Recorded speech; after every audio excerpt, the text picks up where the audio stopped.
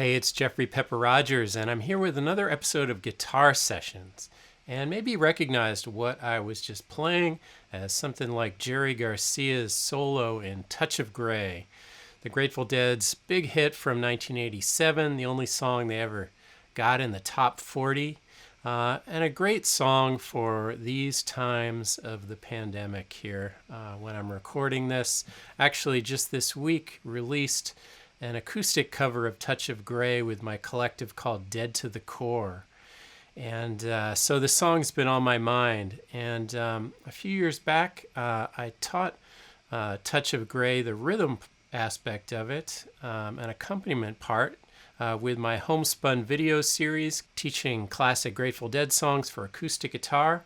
But in this lesson, I wanted to dig into the solo side. And through looking at how it is conceived, how it's built, sort of the building blocks of the solo, which are chord shapes. This song is a perfect illustration of an approach I like to call soloing by shapes, where you use chord shapes to navigate the neck and play over changes. So I have made lessons in the past for Acoustic Guitar Magazine introducing this approach, which is all based on the caged system. Maybe you've heard of that, which is all about using the familiar open shapes of C, A, G, E, and D as a way to navigate the neck. So basically you take those open chord shapes and you move them around the neck to form other chords. And you can use that in accompaniment, creating riffs and things, but you can also use it in soloing, and the chord shapes become your guide for what single notes you can play. So this is something that Jerry Garcia did a lot in his solos, outlining chord shapes up the neck. A really distinctive kind of style, something I definitely learned from listening to Grateful Dead music. And so I'm going to look at how this works and how it can guide you through playing a solo on Touch of Grey. So since we're focusing on chord shapes, we're not going to be getting into tab. And there are lots of good transcriptions, tab of the solo in Touch of Grey that are floating around. But tablature is very useful. I write out a lot of stuff that way. I've learned a lot of stuff that way. But it has limitations. And sometimes I think you can get lost in following numbers on strings and kind of memorizing it in that sort of numerical pattern way. Instead, what I'm going to be talking about here, soloing by shapes, is more about the musical logic. It's kind of the conceptual tool behind the improvisation that you can apply to then making your own solo. Which I think is more in the spirit of Jerry and the Dead anyway. So check it out. First, what we'll do here is take a look at the chord progression played down low on the neck. So starting with the verse, going to go from B, got a B bar chord, down to F sharp and back to B, and then E, A, E, back to F sharp,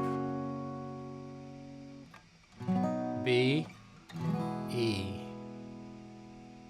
So that's the verse is like, must be getting early, clocks are running late, paint by number morning sky looks so phony. So that pattern then just repeats in the verse. So that is how that part goes. And then in the chorus, I'm going to go from F sharp to B to to E. So it's like, I will get by. Happens twice like that. I will get by. Third time, F sharp, B, and then we go A, E, F sharp, E, and F sharp, and we start over again. So the whole key to the solo is knowing where to play those same chords high on the neck. And this is where the cage system comes in. So let's take a look at how that works. So let's say you take a C shape, which I'm playing down here in open position. And then if you were to move that up 2 frets, so now I'm still holding the C shape, but I'm doing it with my pinky, ring, and middle fingers, and then I'm using my index finger to just kind of act like it's the nut here, or the capo. So this is a C shape raised up 2 frets, which gives you a D. If you move that up 2 more frets, that's an E. I'm at the 5th fret now. That gives me an F. 2 more frets. 7th fret. I got a G. 9th fret. I've got an A. And then if I'm all the way up here at the 11th fret, that is a B. So that is a shape that we're going to be using in this song. So let's take another look at this. So if I were to start with a G shape down here, if I were to move it up 2 frets, so again, I'm still holding down that shape with my ring, middle, and pinky fingers, and I'm just using my index finger as a stand-in for the nut or a capo. It's just making a bar. So that's a G shape raised up 2 frets, which makes it an A. Up 2 more frets makes it a B. 1 more makes it a C. 2 more, that makes it a D.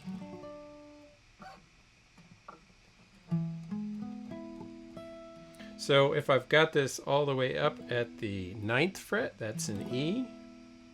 And then 2 more frets at the 11th fret, that G shape is giving me an F sharp, which, boom, is another chord we're going to use in this song.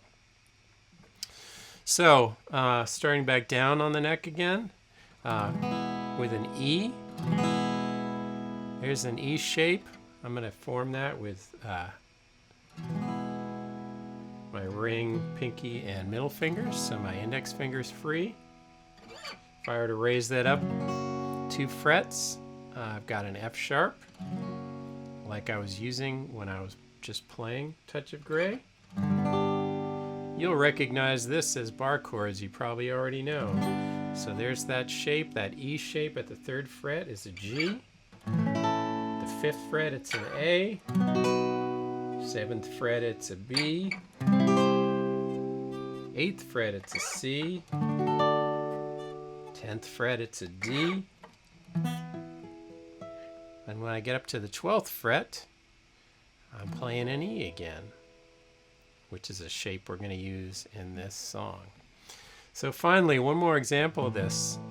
If I were to take an A, so I'm going to actually play it with my ring finger here so that my index finger is free, just for illustration purposes here.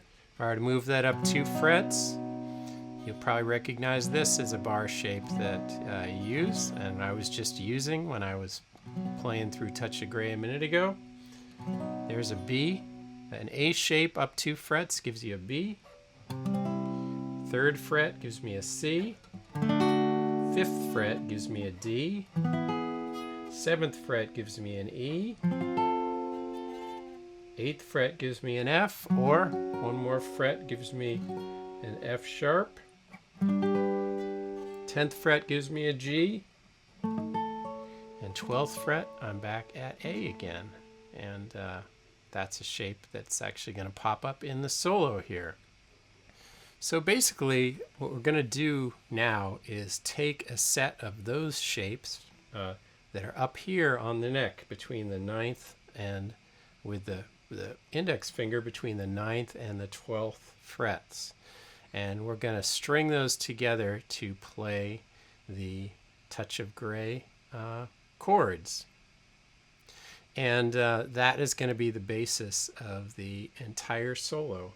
So as you can see, when I was moving those shapes up, it's kind of awkward if I'm trying to play a G shape on all 6 strings. In the solo, we're just going to be using the top string, so I'm only going to be holding down, as I work through this, the top few strings. So no more than the top 4 strings. So for instance, rather than playing this full C shape here, I'll just use the top 4 strings of that same shape. So let me show you how that looks. So you can see the shapes at the bottom of your screen there, but now I'm using a C shape, but it's coming out as a B chord, and then there's an F sharp, which is like a G shape at the 11th fret there. And then I go back to the B shape.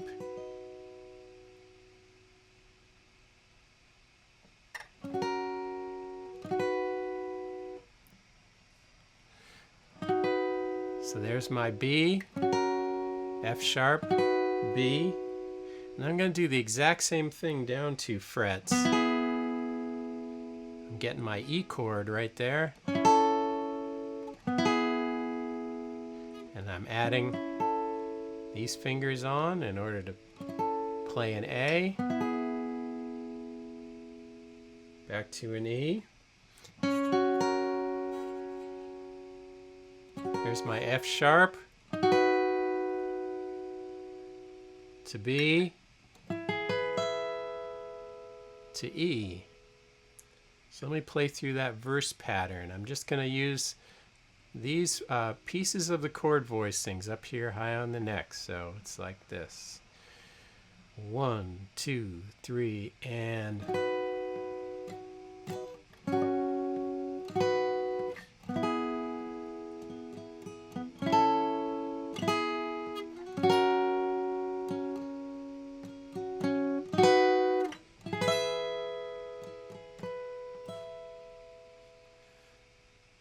Recognize those verse changes there in what I was just playing.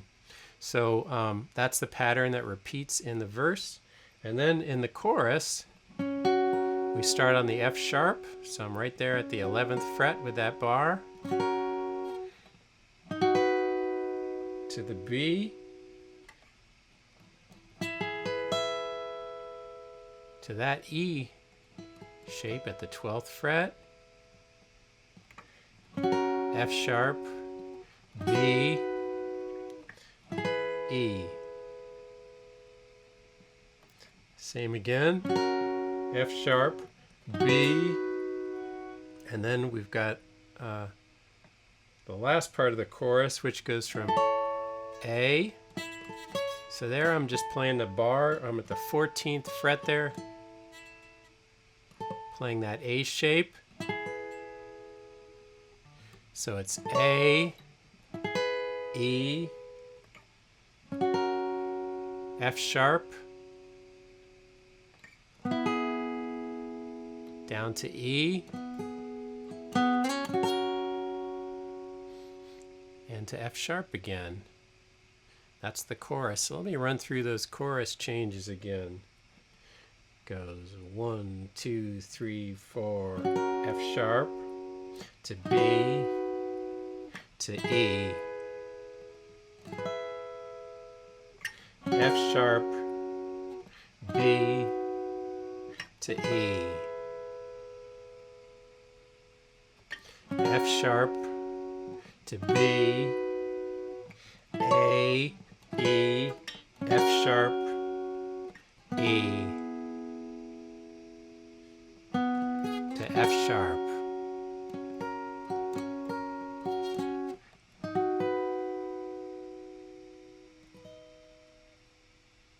So again, those shapes are just giving me my orientation up there. And I could totally play a solo using only notes from those chord shapes up there that I was just playing. And nothing else. But of course, those are not the only notes that Jerry Garcia is playing there. But around all those chord shapes, you'll find other notes that you can sort of add on to the shapes. And so, for instance, when I'm in that G shape, where I'm using that bar, like when I'm doing that at the 9th fret there, and I'm playing an E chord, I can add on to this, I can play that bar, and I can add on, go up the 2nd string, 1 fret above the bar, 3 frets above the bar.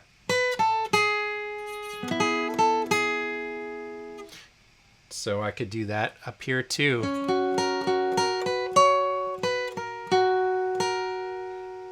So those are notes that are going to pop up in the solo that are not directly in the shapes, but they're like notes that you would use as embellishments on those chords. So those are a couple of ones that pop up with that G shape. Now on the C shape, which I'm using to play that B chord, you can, on the 2nd string here,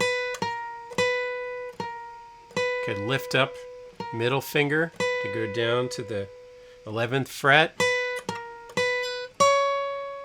and add on pinky 3 frets above the bar. That's at the 14th fret on the 2nd string.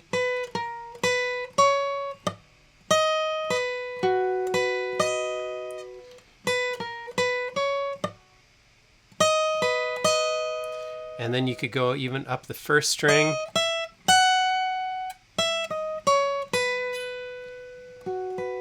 So those are all sort of notes that are right within range of that shape that you could use. And some things that will pop up in the solo here as well. So the majority of the solo comes directly out of those chord shapes. And a few of those extra notes that I was showing you. There are 2 other just really classic Jerry Garcia riffs that are in this song, and they both come over the E chord. So in one of them, he does a this. So I've got my index finger at the 11th fret on the 1st string, and I'm going to pull off chromatically down from the 14th fret.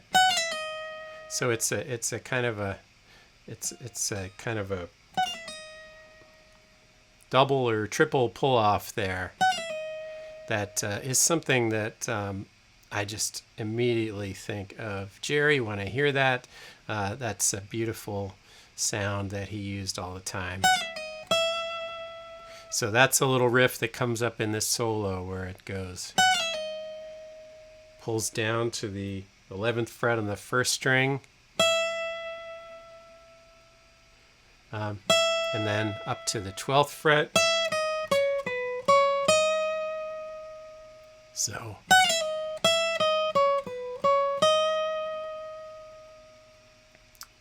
a great little a great little line that's sweet to play and immediately brings to mind his style. So that's one classic Jerry move. Another one on the E, he winds up in this position a few times where got my index finger at the 12th fret on the first string, and then I'm pairing it with a note on the 3rd string. This is at the 13th fret. It's a little piece of an E chord, but then he goes up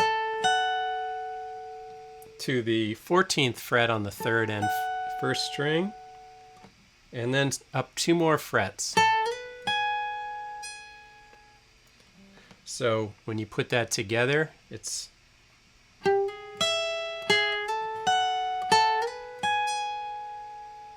playing the 3rd string and then the 1st. It's kind of a ragtime or blues riff. He used variations on that in lots of songs. You can go up like it is there, or you could do it down. Something you'll hear him spin-off variations of a lot in songs.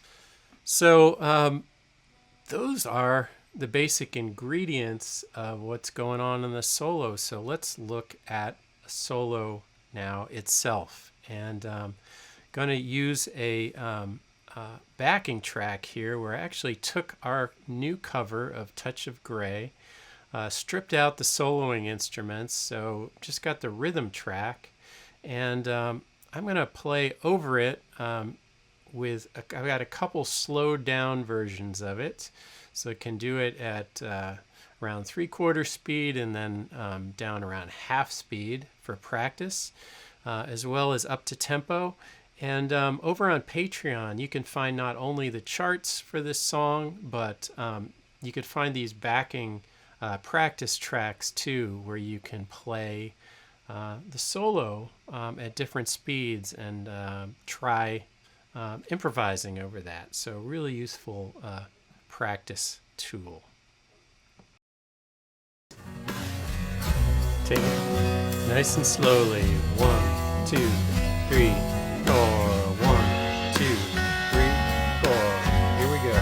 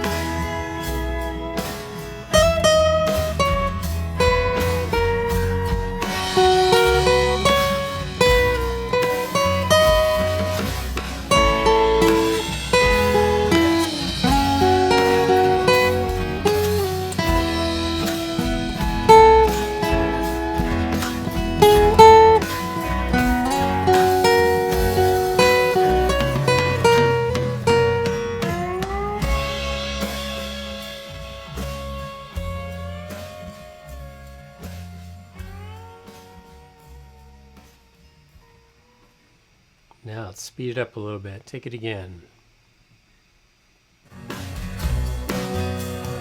1, 2, 3, 4. 1, 2, 3, and.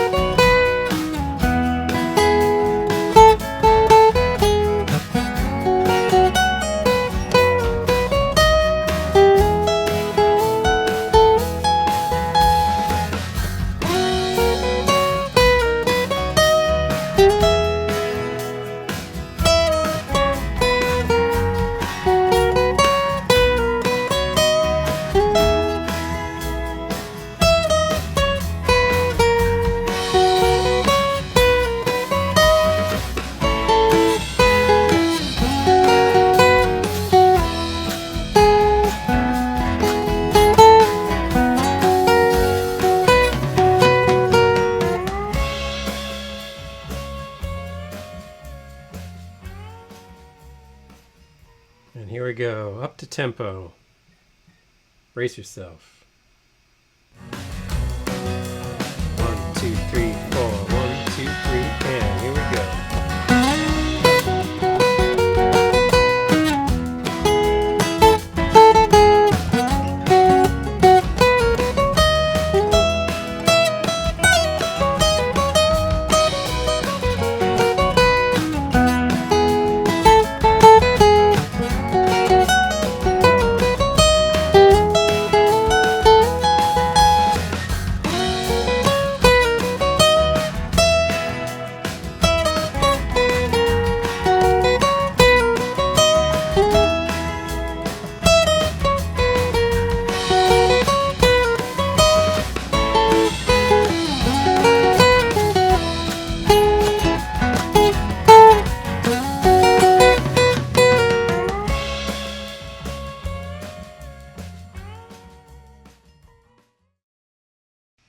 So there's the Touch of Grey solo, and as I was saying, you can certainly look up the tab for Jerry Garcia's solo here.